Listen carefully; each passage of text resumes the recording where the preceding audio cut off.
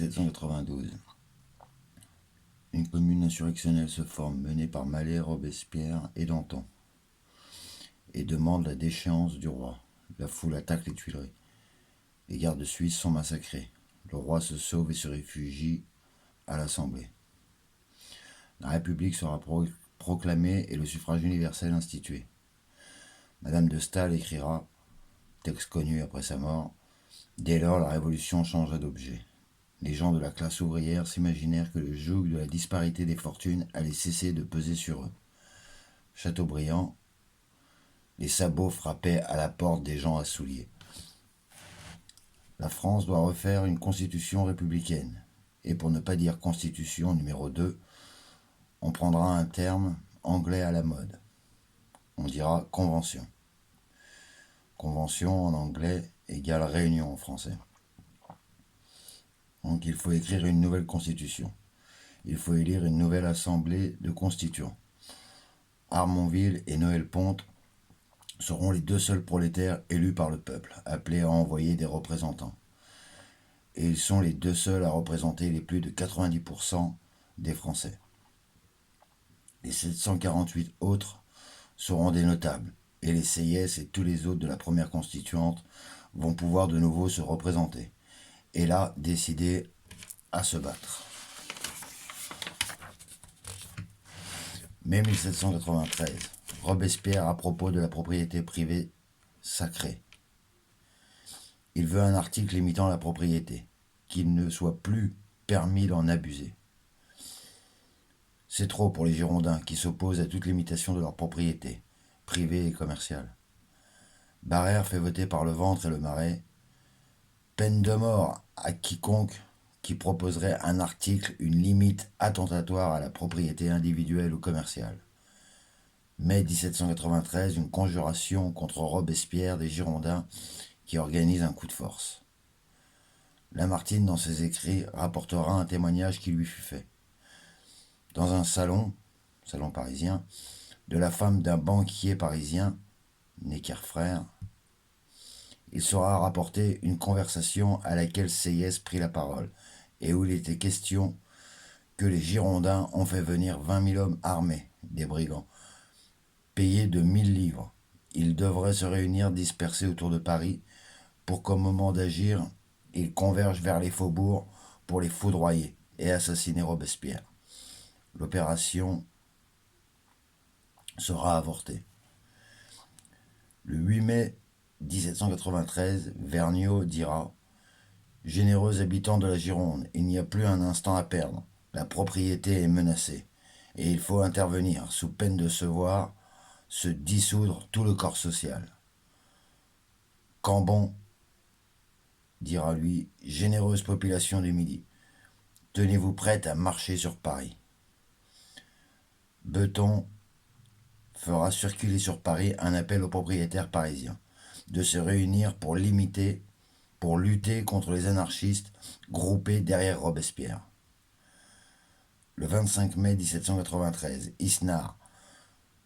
Si la moindre atteinte est portée à la propriété dans Paris, nous demanderons à la province, militairement armée, de se mettre en marche. Paris sera rasé. Le voyageur sur les bords de la Seine se demandera si une ville a eu existé là. Robespierre. C'est clair, la question est entre les culottes dorées et les sans-culottes. J'appelle le peuple à l'insurrection. Et ce sera la double insurrection du 31 mai et du 2 juin, contre la Convention, où Henriot, chef de la garde nationale, devenue garde plébéienne, met ses canons autour de la Convention. Ils sont vides mais impressionnants. Et exigeront que 32 membres de la Convention soient exclus. Hébert, le procureur de la commune, demande l'exécution des 32 Girondins. Robespierre s'y oppose, même à leur emprisonnement. Il demande qu'ils soient maintenus sous leur promesse donnée de rester confinés chez eux. Sur les 32 à promettre, 25 se sauveront. Le 1er mars 1793, les Austro-Prussiens ont lancé leur attaque. Dumouriez avait été vaincu. Il imitera Lafayette, chef de corps, qui s'était enfui, se rendre à l'ennemi le 19 août 1792, n'acceptant pas ce qui s'était passé à Paris 9 jours avant. la prise des Tuileries du 10 août 1792. Le 4 avril 1793, Dumouriez, chef des forces françaises, trahit et donne son épée contre la France. Les Autrichiens s'avancent sur Paris. Et dans les mêmes temps, l'ouest de la France s'embrase. Les Vendéens et tous les Bretons et la Normandie refusent une conscription pour combattre les Austro-Prussiens. Les Vendéens deviennent objecteurs de conscience. Robespierre, en 1793, avait remis de l'ordre et réintroduit la liberté de confession qui fut attaquée jusqu'en 1792 par les Girondins, qui avaient persécuté les conjureurs. Un comité de salut public sera constitué, suite à la trahison de Dumouriez, le 4 avril 1793, à la proposition de Danton. Ce comité est renouvelable de mois en mois, et chacune de ces décisions doit être, avant son application, être vérifiée par la Convention. Danton est un vendu. Le roi a eu une caisse de 25 millions pour ses pots de vin. Le 10 mars 1790, Mirabeau, dans sa lettre à Lamarque, le commanditaire du roi, écrira « Sur votre instruction, j'ai remis hier, 9 mars 1790, 20 000 livres cash à M. Danton. Danton aime la Révolution car c'est de l'eau trouble, et l'eau trouble c'est bonne pêche. » Le mythe de Valmy, la bataille de Valmy, victoire négociée par Danton qui s'était déjà mis d'accord avec Brunswick. Ils changeront des coups de canon spectacle. Danton est un ami de Dumouriez, qui a montré au grand jour qu'il n'était qu'un traître. Danton s'enrichit notamment sur les biens qu'il passe en fraude en Belgique. Il se fit contrôler, devançant un trésor de pièces d'argenterie, des linges précieux, des soies, lors de l'un de ses passages en Belgique. Depuis le 6 avril, il est à la tête du CSP, Comité de salut public, pour pouvoir éliminer par des procès expéditifs les individus comme lui. Les traîtres à la République, pratique pour faire disparaître les gêneurs. Il faut un tribunal révolutionnaire, c'est ce qu'il leur a dit. Les Girondins gardés à domicile sur leur parole de ne s'enfuir, 25 sur 32, se sont arrangés avec leurs gardes et se sont enfuis dans leurs provinces, dans lesquelles ils soulèvent les populations. Les provinces contre Paris. Vergniaud, qui lui aura tenu parole, sera guillotiné. Sur 90 départements que compte la France, 60 sont en insurrection. Danton enrôle des truands, comme mercenaires, pour 500 francs pièce, qui au lieu de faire de la répression, pillent plutôt la Vendée et la Bretagne. Le 10 juillet 1793, le renouvellement du comité du salut public doit se faire. Danton, qui sent le vent tourner et qu'il pressent la fin de la Révolution et la victoire de l'Autriche, se fait mettre en congé pour partir convoler en voyage de noces, venant au mois de juin de se marier, suite à son récent veuvage, avec une gamine de juste 15 ans qu'il dit devoir former.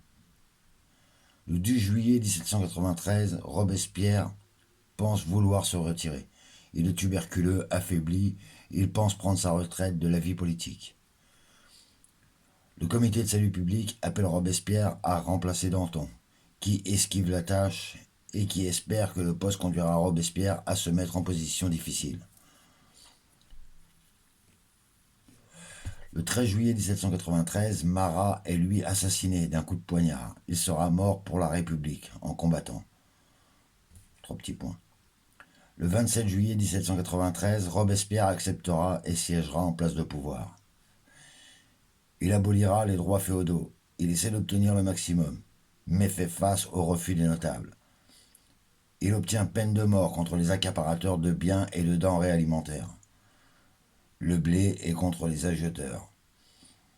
Il fait supprimer les marchés de fournitures militaires. Les fournisseurs militaires étant le centre d'escroquerie qui enrichissent par filouterie les individus comme Voltaire l'était. Mais bien d'autres, encore à cette époque. Et aussi un grand ami de Danton qui avouait 5 millions de bénéfices par mois en totale escroquerie, l'abbé Espagna, ami de Danton. Il décidera qu'il y aura 2 usines d'armement militaire, une à Brest et une autre à Paris. Et pour les fournitures, c'est l'État qui passera ses marchés pour ses armées. Il institue la surveillance politique des militaires. Il dit « L'insubordination militaire est la pire dans une république. Dans un État libre, c'est le pouvoir militaire qui doit être le plus astreint. »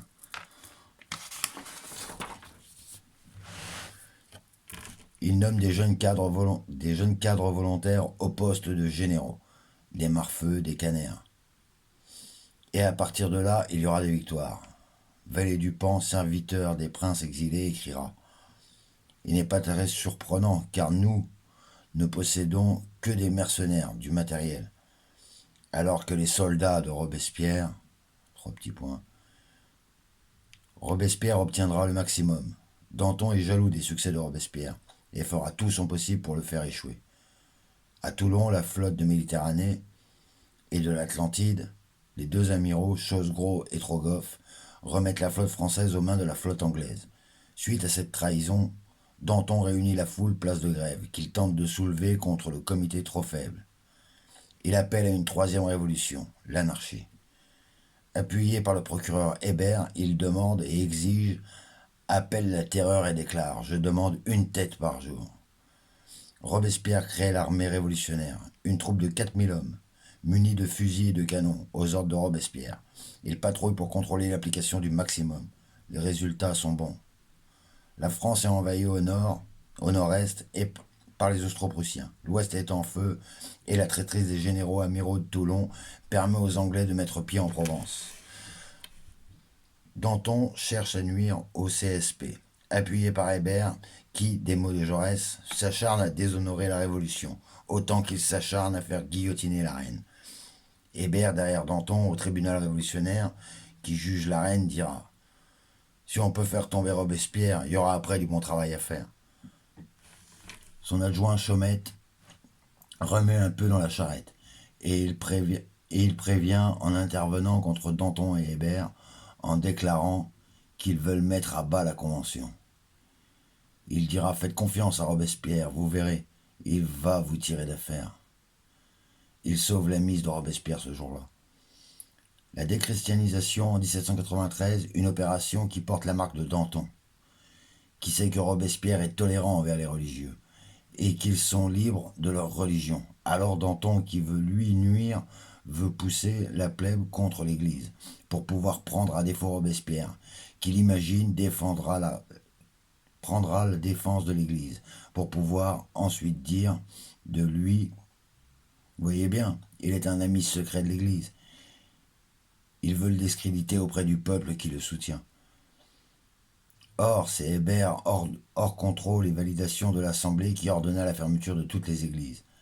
Ce ne sont jamais des gens de la petite classe qui font la demande de la déchristianisation, en coupant le nez des statues, saccageant les lieux de culte. Ce sont au contraire des grands bourgeois comme Favre d'Églantine, un escroc qui sera guillotiné du reste. Il est celui qui a inventé le calendrier révolutionnaire. La Convention a voté avec enthousiasme ce calendrier révolutionnaire, car le ventre et le marais constitués de notables se dit formidable. Il n'y aura plus de dimanche tous les 7 jours, plus de repos hebdomadaire, il n'y aura plus que des décadis, des semaines de 10 jours. On pourra faire travailler nos ouvriers plus longtemps. Gobert, l'archevêque constitutionnel, jureur de Paris, monte à la tribune, forcé, pour qu'il déclare qu'il a enseigné des mensonges dans ses églises, devant la Convention. C'est Gérard Bourdon, mandaté par les dantonistes, qui aura convaincu Gobert de faire une telle allocution. Le but étant de pousser, par la peur, un maximum de prêtres à la déchristianisation et faire suivre la plèbe. Mais la plèbe ne marche pas. Au temple de la raison, Madame Momoreau, femme d'un imprimeur cossu de Paris, voyant que ce plan ne marche pas, que ce sont des bandes de truands payés pour ces exactions saccages, le journal de Paris écrira « Les gens du 10 août veulent-ils aller à la messe ?» Pas du tout, mais ils veulent pas qu'on empêche d'y aller ceux qui voulaient d'y aller. Danton, voyant lui-même que ça ne marche pas, déclara et parlera lui-même des mascarades antireligieuses, demandant si ça allait encore durer longtemps. Danton utilise Camille Dumoulin, un protégé de Robespierre, mais qui a une admiration pour Danton. Ce jeune homme n'est pas très malin. Robespierre l'a marié et lui a fabriqué un enfant. Danton lui fera publier un petit journal, Le Vieux Cordelier, parti ultra-révolutionnaire. Un titre rassurant et qui demande l'ouverture immédiate des prisons, où 200 000 suspects ont été placés. Robespierre est conscient que 100 000 sont de trop. Il avait déjà demandé un triage à la Convention. Danton déclare « Je demande l'économie du sang des hommes ». Lui qui 2 mois plus tôt réclamait une tête par jour. Son but, lui, n'est pas un triage de ceux qui n'ont rien à y faire, mais il voudrait que sortent des prisons les pires royalistes, les girondins, les pires individus, pour qu'ils rejoignent les provinces et les embraser, et mettre fin à la République. Les enragés hébertistes et les dantonistes. Robespierre conscient se dit « Que faire ?» Il a la vision de ce qu'ils sont. S'il les attaque en les dénonçant, les gens risqueraient de ne pas comprendre si les révolutionnaires s'entre-déchirent. Que le comité de salut public et le comité de sûreté générale s'en prennent à des hommes comme ce Danton, cet Herbert, il y a de quoi glacer la révolution. Des mots utilisés par Saint-Just. Février 1794. Robespierre retombe malade. Il passe 1 mois chez lui. Et quand le 13 mars 1794, il revient au comité de salut public, il a pris sa décision. Coûteuse pour lui. Il craint que se perde la révolution. La mort en 2 temps. Les hébertistes sont les premiers à être arrêtés. Ensuite, le tour des dantonistes. 5 avril 1794, Danton sera guillotiné. Extrêmement malade, Robespierre fera ce qu'il avait voulu faire déjà depuis longtemps, vider son sac. Au printemps 94, chapitre 10 de l'Armée nouvelle, Robespierre. J'ai sur ce monde si cruellement ambigu une arrière-pensée sans laquelle la vie de l'esprit ne paraîtrait à peine tolérable à la vie humaine. À la tribune, il aura ce discours. Principe du gouvernement républicain. Nous voulons une patrie qui procure du travail à tous les citoyens, ou les moyens de vivre à ceux qui sont hors d'état de travailler. Nous voulons une cité où les transactions seront la circulation de la richesse, et non le moyen pour quelques-uns d'une opulence fondée sur la détresse des autres. Nous voulons une organisation humaine où les mauvaises passions seront enchaînées, l'égoïsme, la cupidité et la méchanceté. Nous voulons substituer la droiture aux bienséances, le mépris du vice au dédain du malheur. Nous voulons substituer les braves gens à la bonne compagnie. Nous voulons une demeure des hommes où toutes les âmes s'agrandiront. Nous voulons accomplir le destin de l'humanité. Il fera organiser une fête à l'être suprême, une fête civique, qui le jour de la Pentecôte réunira les foules, qui l'acclament criant « Vive la République, vive Robespierre !» Il est un franc-maçon déiste, quand d'autres sont de loges francs-maçons athées. Croire à l'être suprême, c'est considérer en conséquence comme premier devoir de lutter pour la justice, de secourir les faibles, défendre les opprimés. Il est détesté par les proconsuls qu'il a fait relever, suite à leurs abus devant les populations profitant de leur pouvoir pour s'enrichir. Fréron, Tallien, Barras, Carrier, Fouché, des profiteurs traîtres à leur mission envers la République.